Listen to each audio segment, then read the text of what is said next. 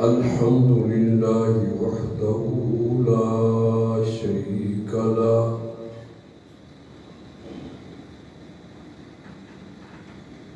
ونشهد أن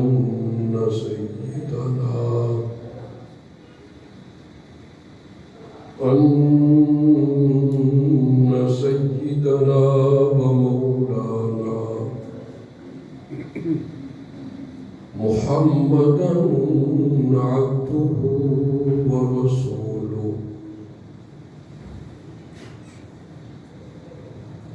أما بعد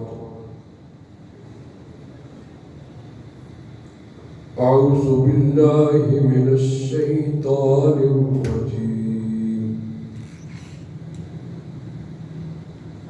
بسم الله الرحمن الرحيم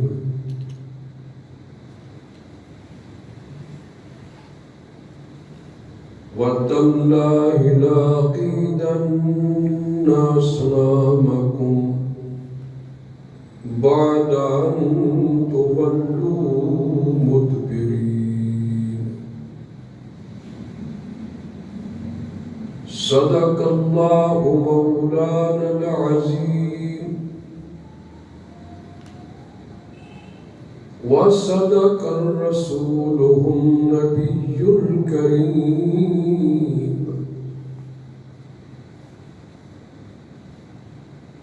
ونحن على ذلك لمن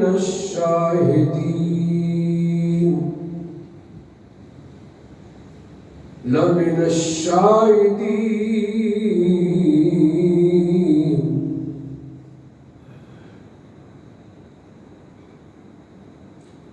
قال رب اشرح لي صدري ويسر لي أمري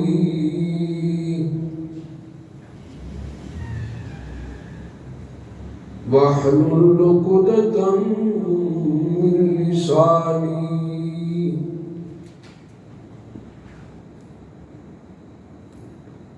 إن الله وملائكته يصلون على النبي يا أيها الذين آمنوا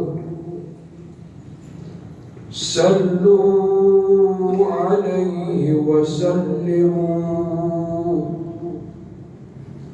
تسليما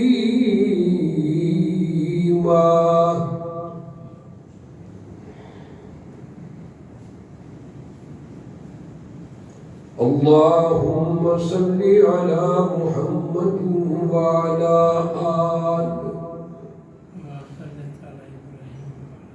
وعلى آله وصحابه أجمعين.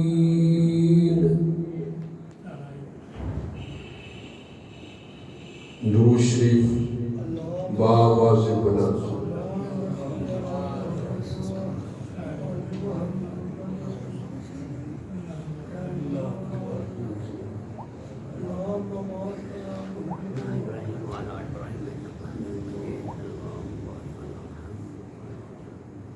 آج سیدنا ابراہیم علیہ السلام کے تذکرے ہوں گے پاکستان بھر میں.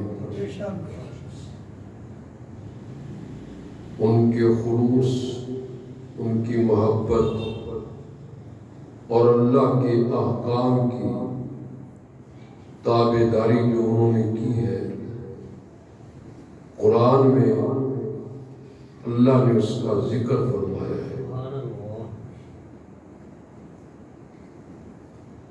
ابراہیم علیہ السلام کا جو مقام ہے، قرآن نے اس کو مقتدا بھی کہا ہے، موحد اعظم بھی کہا ہے، خلیل اللہ بھی کہا ہے. اس کے تذکرے سے قرآن مجید کی بے شمار آیات ہیں جن میں ابراہیم علیہ السلام کا ذکر خیر ہے۔ آپ کے لیے یہ بات بڑی باعث تعجب ہوگی، لیکن انبیاء علیہ السلام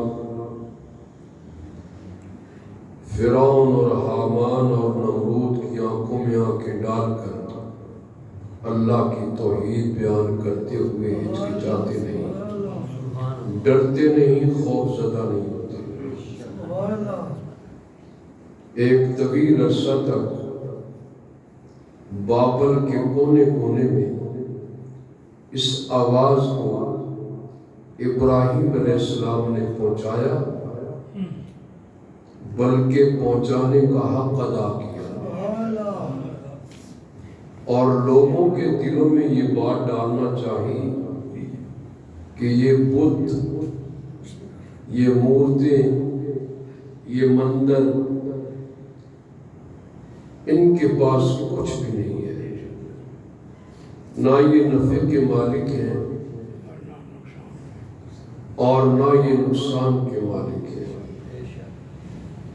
ایک طویل عرصہ تک ابراہیم علیہ السلام اللہ کی توحید سے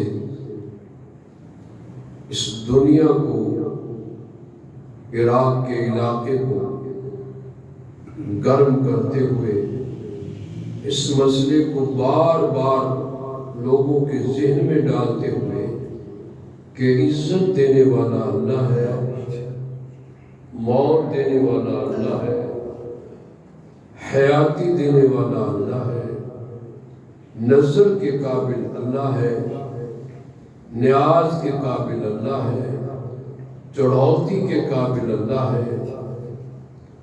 ابراہیم علیہ السلام نے یہ بھی مسئلہ واضح کیا کہ بیٹے لینے کے لیے کسی پیر، کسی بزرگ کی قبر پہ جانا ضروری نہیں ہے، مصلی بچھا کر آنسو بہانا تیرا کام ہے، بوڑھوں کو بھی اللہ اولاد دے دیتا ہے۔ ابراہیم علیہ السلام کا چرچا اور ذکر گلی گلی اور کوچے کوچے میں پھیل گیا۔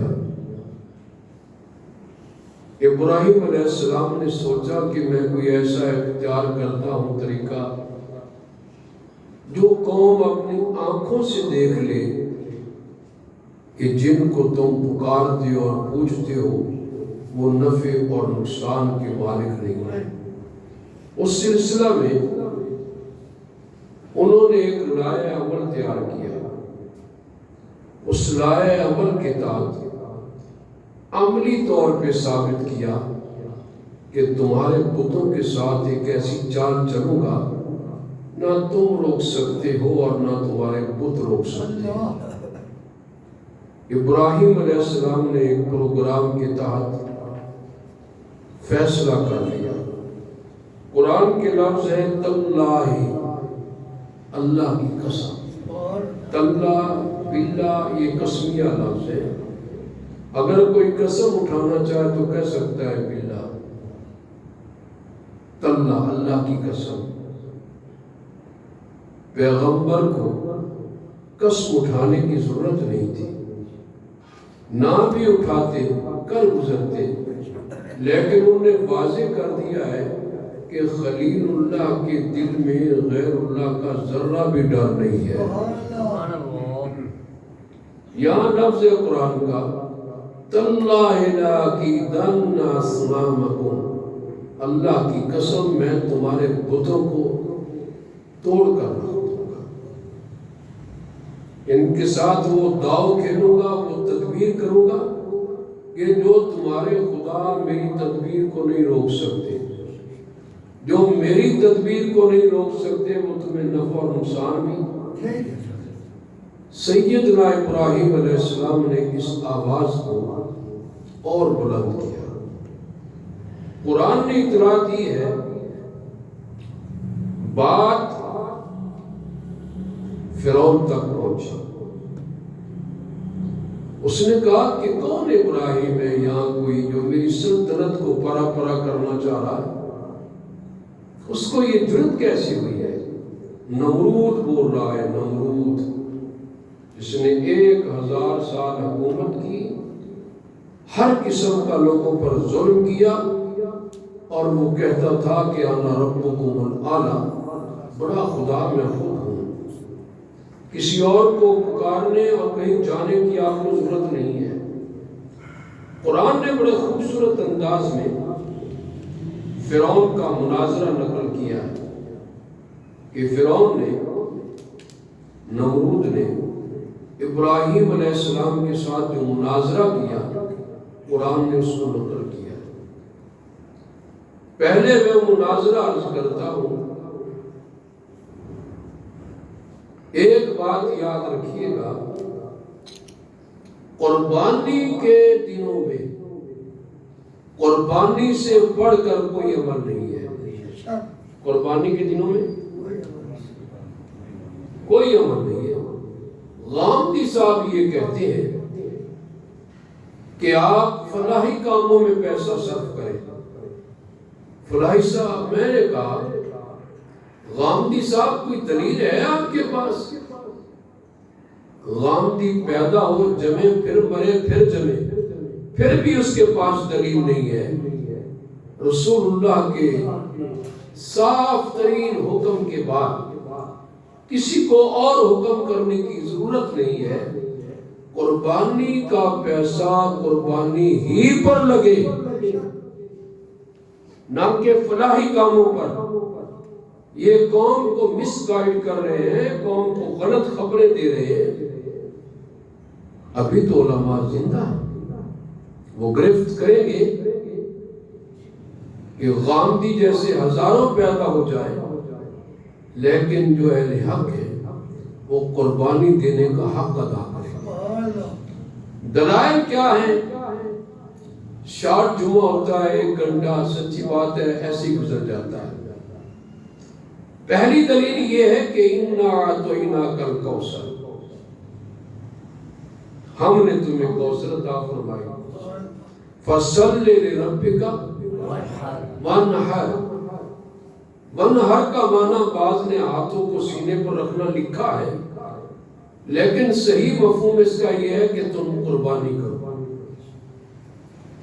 قُلْ إِنَّ صَلَاتِي وَنُسُكِي، نسک کا معنی قربانی ہے۔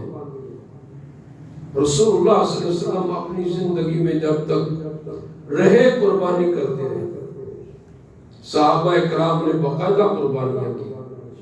تو قربانی جو صاحب استطاعت ہے اس پر فرض ہے، اس کے علاوہ اللہ کو کوئی اور عمل پسند نہیں، جہاد بھی پسند نہیں۔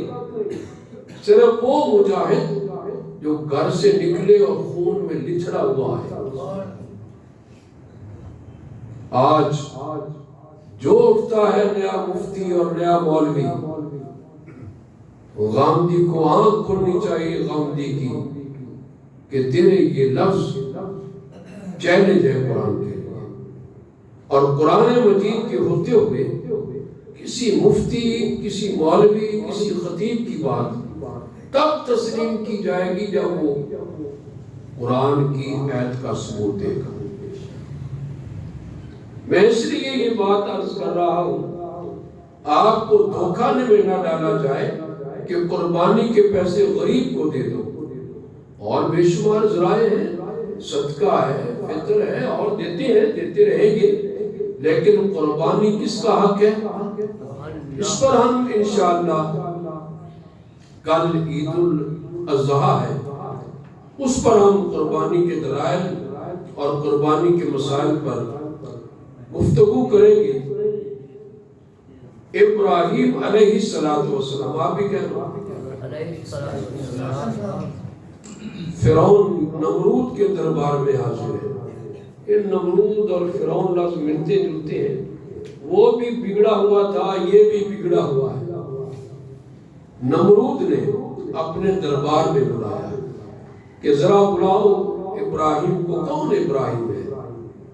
جب دربار میں آئے سبحان اللہ، اللہ نے پیغمبروں کو بڑا دل دیا ہے یار، نہ کپ کپی ہے، نہ ڈر ہے، نہ خوف ہے۔ پیغمبر سیدنا حضرت ابراہیم علیہ السلام سب سے اعلیٰ اور اولا پیغمبر، سیدنا ابراہیم علیہ السلام ابو الانبیاء اور سارے نبیوں سے افضل امام الانبیاء۔ یہ مراتب ہیں جو اللہ دینے والا ہے۔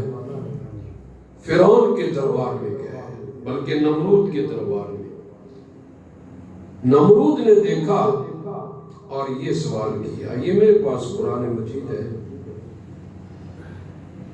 أَلَمْ تَرَ إِلَى الَّذِي حَاجَّ إِبْرَاهِيمَ فِي رَبِّهِ، کیا تو نے نہیں دیکھا اس شخص کو جو جھگڑا کر رہا تھا ابراہیم سے، فی ربِّهِ، اس کے رب کے بارے میں، کہہ رہا تھا میری حیثیت کیا ہے، میرا مقام کیا ہے؟ آپ نے کوئی توجہ نہیں دی، فرمایا میرا رب وہ ہے، یہاں قرآن کی لفظ پر غور کرنا چاہیے، اس قال ابراہیم، جب فرمایا ابراہیم علیہ السلام نے میرا رب وہ ہے یحیی و یمیت، کیا کہا؟ یحیی و یمیت، میرے رب میں یہ طاقت ہے، وہ مار دیتا ہے، مارنے کے بعد اسی کو زندہ کر لیتا ہے۔ اگر تجھ میں یہ طاقت ہے تو بھی تو کہتا ہے نا میں رب ہوں، تو میرا چہرے جو ہے ذرا دکھا مجھے۔ اس نے کہا یہ کوئی بات آپ نے کی ہے، اوے جاؤ اور جو مجرم ہے اس کو چھوڑ دو، اور جو دوسرا قیدی اس کو آزاد کر دو۔ لو یہ قتل کے قابل تھا، میں نے قتل نہیں کیا، اور اس کو میں نے آزاد کر دیا ہے، اور دوسرے کو میں نے قتل کر دیا ہے۔ ابراہیم علیہ السلام سمجھے کہ اس نے کرسی سے غلط فائدہ اٹھایا ہے، جن دنوں لوگوں کی کمائی ہے ان دنوں ان پر پابندی لگا دی، اور سوچا کہ میں بہت بڑی خدمت کر رہے ہیں ہم عوام۔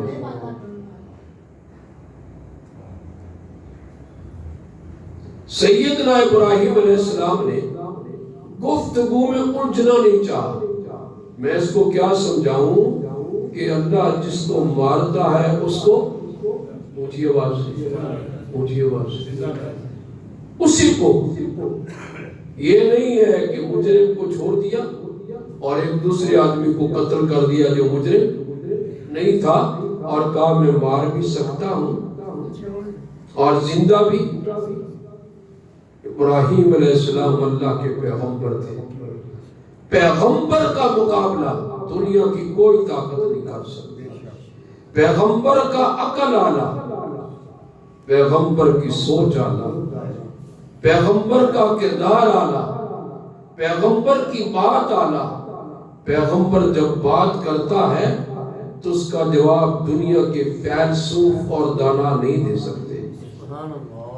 ابراہیم علیہ السلام نے دیکھا اور دل میں ہنسی بھی آئی کہ جاہل آدمی، میں کہہ رہا ہوں ہوا یحیی و یمیت، وہی اللہ ہے جو زندہ بھی کرتا ہے مارتا بھی ہے۔ تو نے ایک بے قصور کو قتل کر دیا، اور جو قصوروار تھا اس کو چھوڑ دیا، اور اس بات پر ناز کرتا ہوں کہ میں رب ہوں۔ جاہل، یہ بات نہیں۔ اچھا میرے ایک اور کام کر۔ اب ابراہیم علیہ السلام نے جھگڑا نہیں کیا، فرمایا ان اللہ یاتی بالشمس من المشرق فات بہا من المغرب، میرا جو اللہ ہے، جو خالق ارض و سما ہے، جس نے پیغمبر کی خوبصورت تصویر بنائی ہے۔ رسول اللہ صلی اللہ علیہ وسلم معراج پر تشریف لے گئے، انبیاء علیہ السلام کی ملاقات ہوئی، آپ نے فرمایا میں نے عیسیٰ علیہ السلام کو راستے میں دیکھا ہے، یہ صورت ہے، موسیٰ علیہ السلام کو بھی دیکھا ہے، یہ صورت ہے، اور ابراہیم علیہ السلام کو بھی دیکھا ہے۔ صحابہ نے عرض کی اللہ کے پیغمبر ابراہیم علیہ السلام کی صورت کیسی ہے؟ فرمایا اپنے بھائی محمد کو دیکھ لو، اپنے بھائی محمد کو دیکھ لو، یہی صورت ابراہیم علیہ السلام۔ اور اللہ نے ابراہیم علیہ السلام کے لیے جنت میں ایک محل بنایا ہے، اور وہ ایسا محل ہے جس میں جوڑ کوئی نہیں۔ اللہ کے کام بھی تو اللہ ہی ہے نا۔ اور میرا اللہ وہ ہے جو سورج طلوع کرتا ہے مشرق سے، اور تو سورج طلوع کر، پورا مجمع عوام ہے کہ آج خدا کے ساتھ ابراہیم مناظرہ کر رہا ہے کوئی اس کا عقل؟ یار یہ مولوی کیا کرتے ہیں یار؟ اللہ کے ساتھ ان کے ذہن میں تھا کہ یہ بھی انٹرنیشنل خداؤں میں شامل ہوتا ہے، اس کا بھی بڑا مقام ہے۔ بتوں میں سب سے بڑا بت یہ ظالم ہے۔ قرآن کہہ رہا ہے فَبُہِتَ الَّذِي كَفَرَ، مبہوت ہو کر رہ گیا، چپ، نہ کوئی آئے نہ کوئی، سوچنے میں پڑ گیا اب کیا کیا جائے۔ یہاں ایک مستشرق لکھتا ہے اگر وہ کہہ دیتا کہ تم ذرا سورج مغرب سے نکال کر دکھاؤ، میں تو نہیں نکالتا، تم نکال کر دکھاؤ، اگر وہ کہہ دیتا تو ابراہیم کے پاس کیا جواب ہوتا؟ میں کہا بھول جائے ان باتوں کو، ان کے پاس جواب ہے، ان کے پاس جواب ہے، وہ تو خلیل ہے، وہ تو خلیل ہے۔ یار جان کی ضرورت پڑی دے دی، مال کی ضرورت پڑی دے گی، جوان اولاد کے گلے پہ چھری چلانی پڑی چلا دی، وہ تو ہے۔ سن میری بات، میرا عقیدہ ہے کہ اگر وہ کہتا تو میرا اللہ جو مشرق سے طلوع کرتا ہے مغرب سے بھی، اللہ کے آگے یہ مشکل نہیں تھا، لیکن قرآن کہتا ہے فَبُہِتَ الَّذِي كَفَرَ، جملہ یاد رکھنا میرا، وقت کا نمرود نہ بولا۔ کیا کیا؟ وقت کا نمرود نہ بولا، دنیا کے چھوٹے چھوٹے نمرود بولنے لگ گئے، اس کی تو زبان بند ہو گئی، وہ گفتگو نہ کر سکا۔ علماء نے لکھا ہے کہ یہ جو آٹا مہنگا ہے، چینی مہنگی ہے، اگر آپ اس صاحب کی پرانی اور آج کی تقریروں کا آپ آپس میں موازنہ کریں، آپ سوچیں گے یہ سچا ہے یا یہ سچا ہے۔ اتنا انٹرنیشنل قسم شاید شیطان نے بھی نہ بولا ہو، جتنا ان لوگوں سے سرزد ہو گیا ہے۔ یا تو ان کا حافظہ خراب ہے، ان کو پتہ نہیں کل ہم نے کیا کہا تھا۔ اگر حافظہ صحیح ہے تو پھر دھوکہ ہے۔ اللہ اکبر، سوچنے کی بات ہے یہ۔ ابراہیم علیہ السلام یہ وزیر خزانہ نہیں رکھتا تھا، یہ خزانہ بھی اپنے پاس رکھتا تھا نمرود۔ روایات میں آتا ہے کہ دولت، سونا، آٹا وغیرہ سب اس کے پاس ہوا کرتا تھا۔ لوگ جب آٹا لینے جاتے، گندم لینے جاتے، تو نمرود ان کو خود کہتا ان کو دے دو، اور جن کو نہیں دینا ان کو، قرآن کہہ رہا ہے وَمَا مِن دَابَّةٍ فِي الْأَرْضِ إِلَّا عَلَى اللَّهِ رِزْقُهَا، اگر ان کے پاس رزق ہوتا یہ تو بھوکے مار دیتے، لیکن اللہ نے رزق اپنے ہاتھ میں رکھا ہے۔ شاید نمرود کے ذہن میں ہو کہ خدا ہونے کے لیے ضروری ہے کہ وزیر خزانہ بن جائے، آپ ہی رزق رکھے۔ تو ابراہیم علیہ السلام گندم لینے گئے، گندم یہ دیتا تھا، اس نے انکار کر دیا، گندم نہیں ہے، آپ چلے جائیں میرے دربار سے۔ میری شاہی کے خلاف مجھ سے گندم۔ ابراہیم علیہ السلام بڑے مایوس ہوئے، اے بابا سو رہے ہیں؟ اچھا نہیں، ماشاءاللہ، بیر کے بابے نہیں، اندر کے بابے، بیر تو ویسے ہی بابے زندہ ہیں۔ تو جب یہ گندم لے کر، خالی بوریاں لے کر جا رہا تھا، راستے میں ریت پڑی تھی، دونوں بوریاں اس نے ریت سے بھر لی کہ عالیہ پوچھے گی آپ گندم لینے گئے ہیں، خالی بوریاں لائے ہیں، تو یہ کیا ہو رہا ہے؟ لے گئے، نیند آئی ہوئی تھی، جا کر سو گئے۔ پیغمبر کے دل میں کسی کا ڈر، جن کے دل میں ڈر ہو ان کو نیند۔ آپ خود سوچ لیں کہ اگر کہیں جھگڑا ہو جائے، حالات خراب ہو جائے، آپ سوچنے پر مجبور ہو جائیں گے، نیندی اڑ جائے گی۔ پیغمبر تائے میں بھی ہو تو نیند کرتا ہے، پیغمبر دار پر بھی ہو تو سو جاتا ہے۔ پیغمبر کو یقین ہے کہ میری زندگی کا مالک بہت بڑا عقیدہ ہے، جب تو ہی نے مارنا ہے اور تو ہی نے زندہ رکھنا ہے تو مجھے پرواہ کیا ہے، کہ تیرا کام تو جانے۔ سیدنا ابراہیم علیہ السلام سو گئے، بیوی نے کہا چلو آٹا آ گیا ہے، گندم کی 2 بوریاں ہیں، کافی ہے۔ اب گندم کو بھی آگ لگ گئی ہے، آٹے کو بھی آگ لگ گئی ہے، اب ان کو بھی آگ لگنے والی ہے۔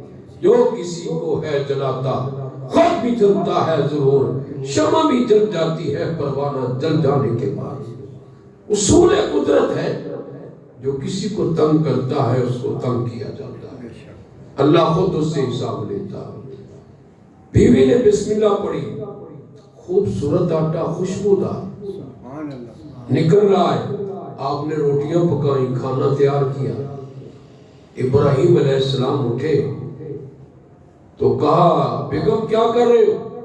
فرمایا کھانا تیار ہو چکا ہے، آپ کھائیں۔ کھانا؟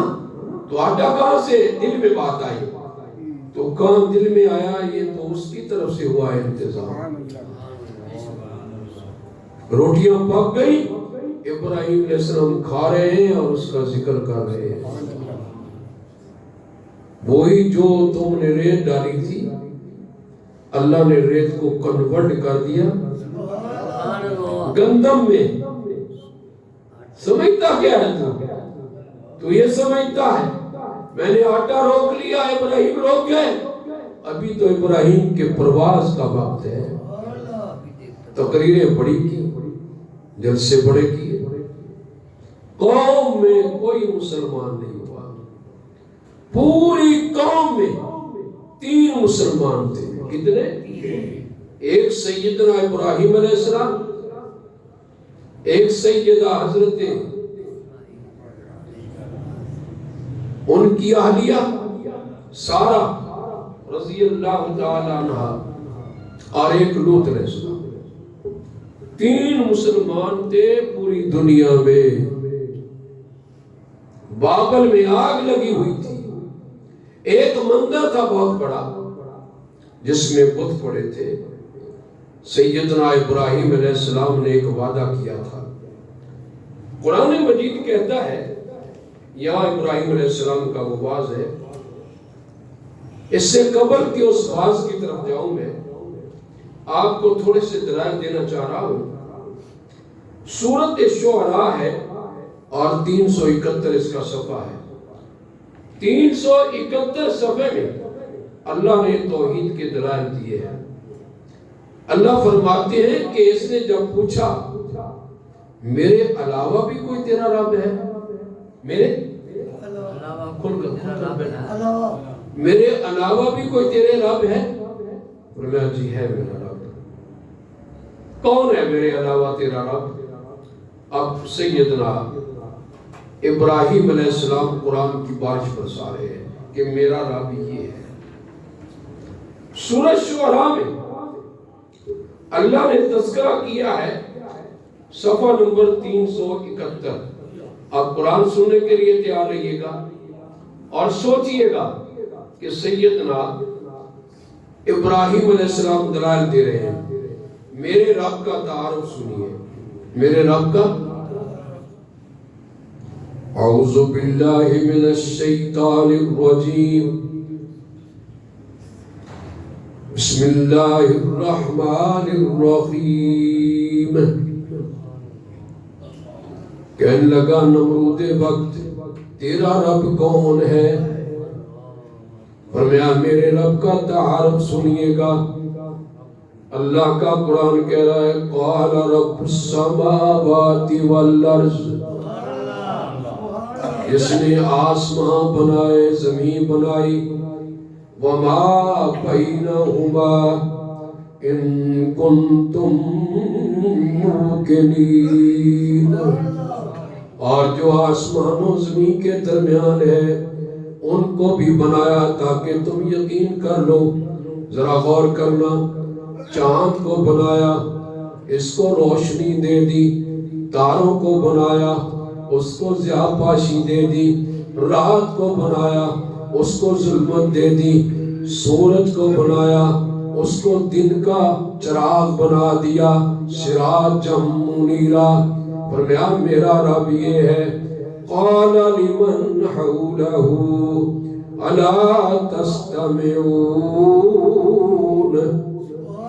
نمرود وقت کہنے لگا سن لو اس کی بات، یا کیا کہہ رہا ہے، کیسی باتیں کر رہا ہے، سمجھ آپ کو آ رہی ہے کہ نہیں؟ رب کا تعارف کراتے ہوئے ابراہیم علیہ السلام نے فرمایا قال ربکم وَرَبُّ آبائکم، تمہارا رب، تمہارے باپ کا رب۔ سوال کرتا ہوں تیرا باپ کہاں گیا؟ کہاں گیا؟ آج قبر میں ہے، کل تو بھی قبر میں چلا جائے گا، نہ وہ رہا نہ تو رہے گا۔ یہاں بڑا عجیب لفظ کا ابراہیم علیہ السلام نے قال ربکم وَرَبُّ آبائکم قوم الاولین، کہاں گئے تیرے باپ دادا؟ اگر وہ نہ مرتے تو کہاں آج خدا بنا پڑتا ہے؟ ابراہیم علیہ السلام نے کہا قال رب المشرق والمغرب، ابھی میں نے کہا تھا نا کہ میرے رب نے سورج نکالا ہے مشرق کی طرف اور تو نکال۔ اب یہاں قرآن بارش برسا رہا ہے، قال رب المشرق والمغرب وما بینہما ان کنتم تعقلون، اگر تم میں عقل ہے دلائل دیتے جا رہے ہیں۔ اور سیدنا حضرت ابراہیم علیہ السلام نے جواب دیا جو سیدنا موسیٰ علیہ السلام نے جواب دیا تھا، ربنا الذی، میرا رب کون ہے؟ میرا، یہ لفظ بڑا عجیب ہے، میری 1 گھنٹے کی تقریر ہے اس لفظ پر۔ ربنا الذی اعطا کل شیء خلقہ ثم ہدی، میرا رب وہ ہے جو پیدا کرتا ہے، پیدا کرنے کے بعد کمانے کے ڈھنگ بھی دے دیتا ہے، رہنے کا سلیقہ بھی دے دیتا ہے، کھانے کا علم بھی دے دیتا ہے۔ ایک بکری کے بچے کو دیکھو، 1 دن ہوا پیدا ہوئے اس کو کس نے بتلایا کہ دودھ یہاں سے آتا ہے؟ نہ پاؤں کی طرف جاتا ہے اور نہ وہ پوچھل تم کی طرف جاتا ہے، این وہ ان دودھ والی جگہ پہ ان تھنوں میں چوس رہا ہے۔ فرمایا ہدا، وہ پیدا بھی کرتا ہے اور جینے کے گر بھی سکھلاتا ہے، وہ پیدا بھی کرتا ہے، چلنے کا ڈھنگ بھی دیتا ہے، وہ پیدا بھی کرتا ہے، کھانے کا طریقہ بھی دیتا ہے۔ میرا خدا تو وہ ہے جو مچھلیوں کو سمندروں میں تیرنے کا رنگ دیتا ہے، میرا خدا تو وہ ہے جو پھولوں کو رنگ دیتا ہے، میرا خدا تو وہ ہے کائنات کے ہر جاندار کو پیدا کرنے کے بعد روزی کمانے کا ڈھنگ بھی دے دیتا ہے۔ جب دلائل کے انبار لگ گئے، فرعون سیخ پا ہو گیا۔ سیدنا ابراہیم علیہ السلام فرمانے لگے سن میری بات، اب میں تجھ سے ایک بات کرنا چاہ رہا ہوں، تاللہ لاکیدن اصنامکم، ہے جرت تو روک لو، تاللہ مجھے میرے اللہ کی قسم بتوں کو توڑ دوں گا اور ایک بت نہیں رہے گا۔ مندر میں لاکھوں بت پڑے ہیں، ہائے ابراہیم تیرے جذبے پہ صدقے قربان جائے ہزاروں شاکر، تیرے نام، تیری عظمت اور تیرے پروگرام پر جو تو نے پروگرام پیش کیا، مشن پیش کیا، بعدان تولو مدبرین، تم پیٹ پھیر کر چلے جاؤ، پھر دیکھو میں حشر کیا کرتا ہوں۔ سارا میلے کا دن آ گیا، لوگ میلے پہ چلے گئے اور کہنے لگے ابراہیم آپ بھی ہمارے ساتھ چلیے گا، پر میں انی سقیم، نظرتن یوں دیکھا، ستاروں کو دیکھا۔ اور یہ بات بھی قرآن نے نقل کی ہے، قرآن سورہ صافات صفحہ 400 میں اس مسئلے کی وضاحت کر رہا ہے، فرماتے ہیں کہ فَنَظَرَ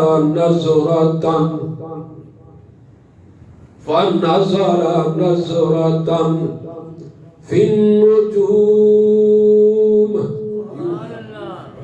یوں دیکھا، فَقَالَ إِنِّي سَقِيمٌ، فرمایا میں